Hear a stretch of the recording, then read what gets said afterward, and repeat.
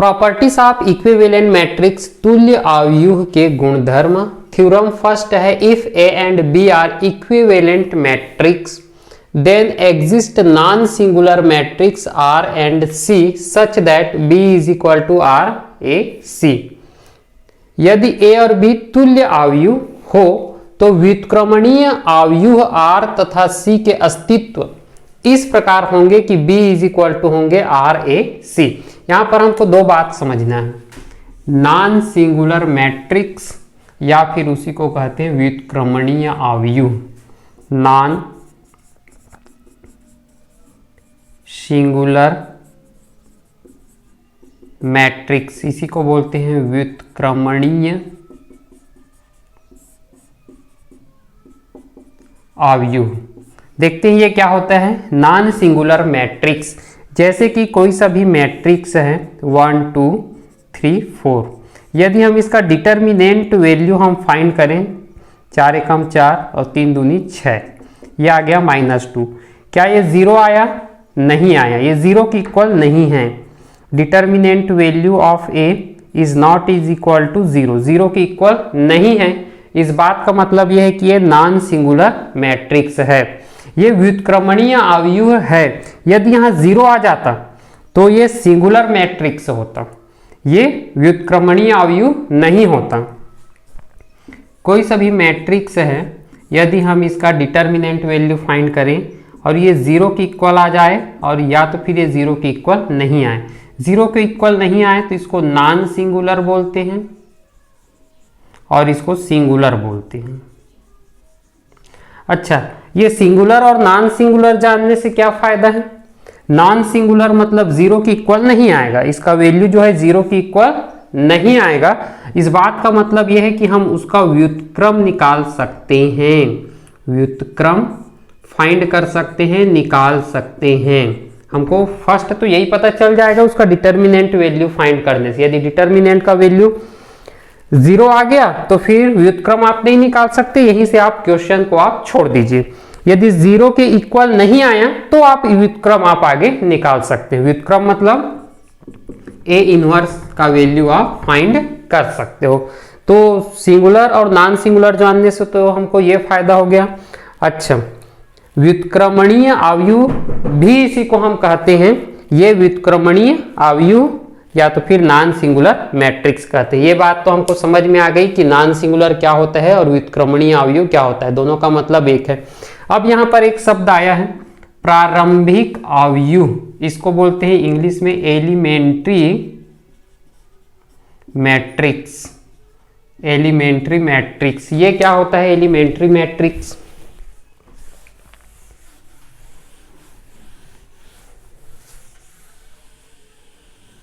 Elementary matrix ये क्या होता है देखते हैं। एलिमेंट्री मैट्रिक्स, ऐसे मैट्रिक्स को एलिमेंट्री मैट्रिक्स कहते हैं जैसे कि ये आइडेंटिटी मैट्रिक्स है, इसमें हम किसी भी नंबर से इंटू कर दें, जैसे कि 3 से इंटू कर दें तो 3 0 0 3 आ गया। या फिर हम यहाँ पर कोई सा भी ऑपरेशन लगा लें, R1 में हम लगा लेते हैं R1 प्लस R2, या फिर R1 में हम ऑपरेशन लगा लें R1 प्लस 2 इंटू R2 लगा दें, तब क्या होगा? R1 ज्यों का त्यों रहेगा 1 0, और 2 से इंटू करना है R2 में, यहाँ 2 से इंटू करेंगे और R1 में ले जाके ऐड कर देंगे तो ये 1 ही आ जाएगा। यहाँ 2 से इंटू करेंगे 2 1 2 और ऊपर ले जाके ऐड कर देंगे तो आ जाएगा 2 और नीचे तो 0 का 0 रहेगा। तो ये मैट्रिक्स और ये मैट्रिक्स, इसको हम कहेंगे प्रारंभिक आव्यूह कहेंगे। ऐसे आव्यूह जो 1 0 0 1 मतलब आइडेंटिटी मैट्रिक्स से ही उसे पंक्ति या कॉलम ऑपरेशन लगा करके जो प्राप्त किया जा सके, ऐसे आव्यूह को प्रारंभिक आव्यूह कहते हैं। क्या इसका वैल्यू 0 की इक्वल आएगा? नहीं आएगा। 1 एकम 1 और ऋण 2 शून्यम 0, ये आ गया 1। तो क्या हम इसको भी कह सकते हैं कि ये नॉन सिंगुलर है? क्या इसको हम कह सकते हैं नॉन सिंगुलर मैट्रिक्स है ये? यस, हम कह सकते हैं कि ये नॉन सिंगुलर मैट्रिक्स है। कंक्लूजन ये निकल के आ रहा है हमारे पास कंक्लूजन ये निकल के आ रहा है एलिमेंट्री मैट्रिक्स या नॉन सिंगुलर मैट्रिक्स या फिर हिंदी में व्युत्क्रमणीय आव्यूह, ये सभी एक ही चीज है। नॉन सिंगुलर कब होगा कोई भी मैट्रिक्स, नॉन सिंगुलर कब होगा कोई भी मैट्रिक्स, जब वो आइडेंटिटी मैट्रिक्स में ही हम बहुत सारा ऑपरेशन लगा दें और वहां से हमको जो मैट्रिक्स मिले और उसका हम यदि डिटर्मिनेंट वैल्यू फाइंड करें तो कभी भी जीरो के इक्वल नहीं आएगा। कहने का मतलब ये है कि एलिमेंट्री मैट्रिक्स जो है, जो आइडेंटिटी मैट्रिक्स होता है, तत्समक अवयव होता है, यहीं से जनरेट हुआ होता है, यहीं से बना हुआ मैट्रिक्स होता है, उसको हम कहते हैं एलिमेंट्री मैट्रिक्स। और यहां से जो मैट्रिक्स बनेगा वो कभी भी जीरो के इक्वल वैल्यू हमको नहीं देगा, उसी मैट्रिक्स को हम नॉन सिंगुलर मैट्रिक्स कहेंगे और वही मैट्रिक्स का हम व्युत्क्रम भी हम ज्ञात कर सकते हैं, तो ऐसे मैट्रिक्स को व्युत्क्रमणीय अवयव कहते हैं। Elementary matrix, non singular matrix और व्युत्क्रमणीय अवयव सभी का मतलब एक ही है, ये बात हमने समझ लिया। अब हम थ्योरम देखते हैं। थ्योरम कह क्या रहा है, थ्योरम ये कह रहा है कि यदि ए और B are equivalent matrix, equivalent matrix मैं इसके पहले आपको बता चुका हूं इक्विवेलेंट मैट्रिक्स क्या होता है। जैसे कि ये मैट्रिक्स ए है, मैट्रिक्स ए है, यहां पर मैं एक ऑपरेशन लगा देता हूं, C2 में एक ऑपरेशन लगा देता हूं C2 और प्लस 2 इंटू C1,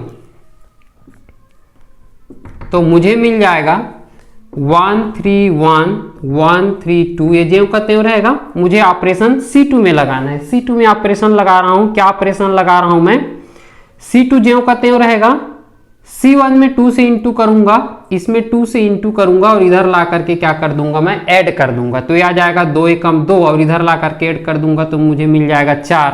इसमें 2 से इंटू करना है मुझे और इधर ला करके क्या कर देना है, ऐड कर देना है, 6 3 दूनी 6 और इधर ला करके ऐड करूंगा तो आ जाएगा 8, 2 एकम 2 और इधर ला करके ऐड करूंगा तो आ जाएगा 3। मैंने एक ऑपरेशन लगा दिया, ए मैट्रिक्स है, इसमें मैं ये ऑपरेशन लगा दिया तो मुझे ये मैट्रिक्स मिल गया, इसको मैं मान लेता हूं बी। तो मैं ये कह सकता हूं ये जो बी मैट्रिक्स है ये ए से ही आया हुआ है, यहां मैं कुछ ऑपरेशन लगा दिया हूं तभी ए से ही ये प्राप्त किया गया है बी मैट्रिक्स। तो मैं ए और बी को कह सकता हूं कि ए और बी जो है वो इक्विवेलेंट मैट्रिक्स है। इक्विवेलेंट मैट्रिक्स फिर से बता रहा हूं, मैट्रिक्स ए है और वहीं से हम रो और कॉलम ऑपरेशन लगा लगा करके यदि कोई सा भी मैट्रिक्स हम प्राप्त कर लें तो सारे मैट्रिक्स जो है वो ए के क्या कहलाएंगे, इक्विवेलेंट मैट्रिक्स कहलाएंगे। तो ए का इक्विवेलेंट मैट्रिक्स ये बी है।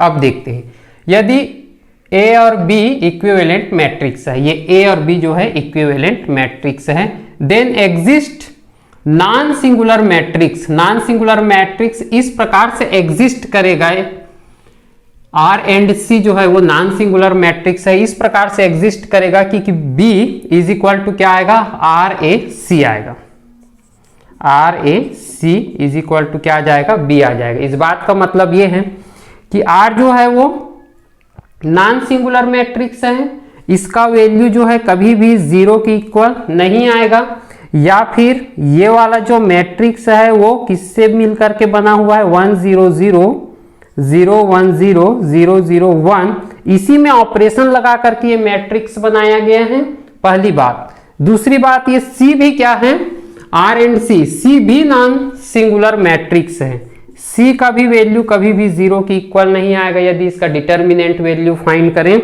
और इस बात का मतलब ये है कि ये भी जो है 1 0 0 0 1 0 0 0 1, इसी में बहुत सारे ऑपरेशन लगा लगा करके ये जो मैट्रिक्स बना हुआ है। अब ऐसे मैट्रिक्स जो आइडेंटिटी मैट्रिक्स से बना है और फिर से एक और मैट्रिक्स जो आइडेंटिटी मैट्रिक्स से बना है, इसके पहले इंटू करेंगे और ये जो ए है उसके बाद में इंटू करेंगे और तीनों को यदि इंटू कर देंगे तो हमको ए का ही हमको क्या मिलेगा, इक्विवेलेंट मैट्रिक्स बी मिलेगा। ये कहता है हमारा थ्योरम। चलिए हम प्रूफ करते हैं। यदि ये ए है, मैट्रिक्स ए है, इसमें हम एक ऑपरेशन लगा दिए R1, फिर से एक ऑपरेशन लगा दिए R2, ए में नहीं लगा रहे हैं हम, ये मैट्रिक्स ए है। R1 जो है वो क्या है, नॉन सिंगुलर मैट्रिक्स है, उसमें एक ऑपरेशन लगा दिए तो R1 लिख दिए, फिर से और ऑपरेशन लगा दिए तो R2 लिख दिए। बात समझ नहीं आ रही है? जैसे कि 1 0 0 0 1 0 0 0 1 है, इसको हम मान लिए क्या, R1 है ये। अब मैं एक ऑपरेशन लगा दिया, इसमें क्या ऑपरेशन लगा दिया कि मैं एक ऑपरेशन लगा दिया R1 चेंजिंग टू R2, ये R1 है, इसको मैं नीचे ले आया, और R2 है उसको R1 के प्लेस पर ले आया, 0 1 0 0 0 1, ये R2 हो गया। फिर से और ऑपरेशन लगा दिया R3 में ऑपरेशन लगा दिया कि R1 और सॉरी ये रो 1 है, R1 में हम 3 इंटू R2, ऐसा आप कुछ भी ऑपरेशन आप लगा दीजिए, ये 0 3 0 1 0 0 0 0 1, तो ऐसे बहुत सारे आप ऑपरेशन लगाएंगे, इसी को कह रहे हैं हम Rn बोल रहे हैं। एक ऑपरेशन लगाए तो R1, और ऑपरेशन लगा दिए इसी में, एक ऑपरेशन लगा दिए इसी में, और ऑपरेशन लगा दिए तो उसको R2 बोलेंगे, इसी में और ऑपरेशन लगा दिए तो R3 बोलेंगे, ऐसे डेस डेस डेस Rn तक। अब इधर है C1 C2 C3 डेस डेस डेस Cn। C1 क्या चीज है, नॉन सिंगुलर मैट्रिक्स है। नॉन सिंगुलर मैट्रिक्स मतलब डिटर्मिनेंट वैल्यू यदि फाइंड करें तो 0 की इक्वल नहीं आना चाहिए, मतलब वो मैट्रिक्स आइडेंटिटी मैट्रिक्स से ही जनरेट हुआ है, इसी में ही ऑपरेशन लगा करके ये मैट्रिक्स को फाइंड किया गया है। जैसे कि इसको हम कह दिए C1 C2, इसमें कुछ ऑपरेशन लगा दिए हम ऑपरेशन लगा देते हैं C1 में, C1 प्लस 2C2 ऑपरेशन लगा दिए हम, C1 में ऑपरेशन लगा दिए, C1 ज्यों का त्यों रहेगा, इसमें 2 से इंटू करके इधर ऐड कर देंगे तो ये आ जाएगा, 2 से इंटू करके इधर ऐड कर देंगे तो 2 आ जाएगा, ये 0 और 0 1 0 0 0 1, एक ऑपरेशन लगा दिए तो C2 बोल दिए, इसके बाद और ऑपरेशन लगा देंगे तो उसको C3 बोल देंगे। ऐसे बहुत सारे आप ऑपरेशन लगा लीजिए आप, तो आपको क्या मिलेगा, B मिलेगा। कैसे B मिलेगा, जितना भी ऑपरेशन लगाइए आप इधर पहले और इस मैट्रिक्स के बाद में भी आप जितना भी ऑपरेशन लगाइए लगा लीजिए आप, और सभी का आप इंटू करेंगे तो आपको B ही मिलेगा। B मतलब A का ही आपको क्या मिलेगा, इक्विवेलेंट मैट्रिक्स मिलेगा, ये हमारा थ्योरम कहता है। ये सभी को मैं कुछ समय के लिए R मान लेता हूं, सभी ऑपरेशंस को R मान लेता हूं, ये A हो गया, और ये सभी ऑपरेशन को C मान लेता हूं, तो मुझे क्या मिल जाएगा, B। इन तीनों का यदि इंटू करूं, A में R का और C का तीनों का इंटू करूं, तो मुझे A का ही क्या मिलेगा, मुझे इक्विवेलेंट मैट्रिक्स मिलेगा, ये हमारा थ्योरम कहता है। चलिए देखते हैं, where R is equal to Rn R3 R2 R1 and C is equal to C1 C2 C3 dash dash dash Cn, R and C are elementary matrix. Students, मैं अभी आपको बताया हूं कि एलिमेंट्री मैट्रिक्स क्या होता है, एक बार और बता देता हूं। एलिमेंट्री मैट्रिक्स वो होता है जो आइडेंटिटी मैट्रिक्स में ही ऑपरेशन लगा करके बनाया जाता है, उसको एलिमेंट्री मैट्रिक्स बोलते हैं। उसी को नॉन सिंगुलर मैट्रिक्स बोलते हैं, उसी को व्युत्क्रमणीय अवयव भी बोलते हैं। सॉरी, इधर मैं मिटा दिया। Where R is equal to R1 R2 Rn and C is equal to C1 C2 C3। इस प्रकार से हमारा थ्योरम है। प्रूफ करके देखते हैं इस थ्योरम को कि इस बात का मतलब क्या है, क्या आ रहा है इस बात का मतलब। जैसे कि मैं एक मैट्रिक्स ले लिया 1 2 1 3 2 3 और 1 1 2 ये मैट्रिक्स है, और B जो है इसका इक्विवेलेंट मैट्रिक्स है। अब मैं एक ऑपरेशन ले लेता हूं, इधर ये R है, A है और ये C is equal to B। तो ये ऑपरेशन मैं लगाता हूं या ऐसा मैं करके देखता हूं, तो मुझे B इसका इक्विवेलेंट मैट्रिक्स मिलता है कि नहीं मिलता है। इस बात को हम प्रूफ करते हैं। प्रूफ करके देखते हैं। R जो है वो एलिमेंट्री मैट्रिक्स है। एलिमेंट्री मैट्रिक्स मतलब 1 0 0 0 1 0 0 0 1। इससे मैं इसमें एक ऑपरेशन लगा देता हूं मैं, तो उससे जो बनेगा वो एलिमेंट्री मैट्रिक्स होगा। चलिए इसमें एक ऑपरेशन लगा देता हूं मैं, R1 changing to R2। R1 और R2 को मैं चेंज कर देता हूं, तो ये आ जाएगा, ये सेकेंड है उसको फर्स्ट में ले जाता हूँ 0 1 0, जो फर्स्ट में है उसको मैं सेकेंड में ले आता हूँ, सेकेंड रो में ले आता हूँ। ये आ गया, ये एलिमेंट्री मैट्रिक्स है। चलिए R के प्लेस पर मैं ये वैल्यू पुट कर देता हूँ, क्योंकि R जो है वो क्या है, एलिमेंट्री मैट्रिक्स है। 0 1 0 1 0 0 0 0 1। ए जो है वो मैट्रिक्स है, मैट्रिक्स है 1 2 1 3 2 3 और 1 1 2। ये आ गया ए का वैल्यू। सी फिर से एक एलिमेंट्री मैट्रिक्स है, या उसी को बोलते हैं नॉन सिंगुलर मैट्रिक्स है। चलिए नॉन सिंगुलर मैट्रिक्स फिर से मैं एक बना लेता हूं। नॉन सिंगुलर मैट्रिक्स बनता कैसे है, 1 0 0 0 1 0 0 0 1। ये है आइडेंटिटी मैट्रिक्स। आइडेंटिटी मैट्रिक्स से ही नॉन सिंगुलर मैट्रिक्स बनता है, आइडेंटिटी मैट्रिक्स से ही एलिमेंट्री मैट्रिक्स बनता है। चलिए इसमें एक ऑपरेशन लगा लेता हूं मैं, R1 में एक ऑपरेशन लगाता हूं, R1 plus 2 into R1। R1 में ऑपरेशन लगा रहे हैं, 2 से इंटू करना है, इसको R2 करते हैं, 2 इंटू R2। इसमें 2 से इंटू करना है और इधर ले जा करके ऐड कर देना है, तो कितना आ जाएगा 1। इसमें यदि 2 से इंटू करेंगे, इधर ले जाके ऐड कर देंगे तो 2, इसमें 2 से इंटू करेंगे, इधर ले जाके ऐड कर देंगे तो वही आ जाएगा 0 1 0 0 0 1। तो ये जो मुझे मिला है ये एलिमेंट्री मैट्रिक्स कहलाएगा। और एलिमेंट्री मैट्रिक्स सी का वैल्यू यहां पुट कर देता हूं मैं, 1 2 0 0 1 0 0 0 1।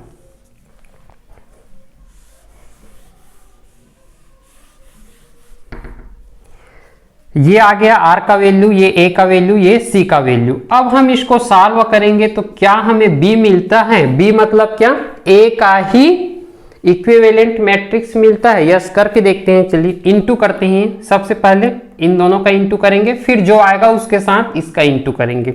0 इंटू 1 0, 1 इंटू 3 3, 0 इंटू 1 0। यहां पर आ जाएगा 2 और यहां पर आ जाएगा 3 और बाकी सेम रहेगा 1 2 1। आप इंटू कर लीजिए, 1 इंटू 1 करेंगे तो 1, 0 इंटू 3 करेंगे तो 0, 0 इंटू 1 करेंगे तो 0 ही आएगा। 0 का इंटू 1 से करेंगे तो 0, 0 का इंटू 3 से करेंगे तो 0, 1 का इंटू 1 से करेंगे तो 1 1 और ये आ जाएगा 2।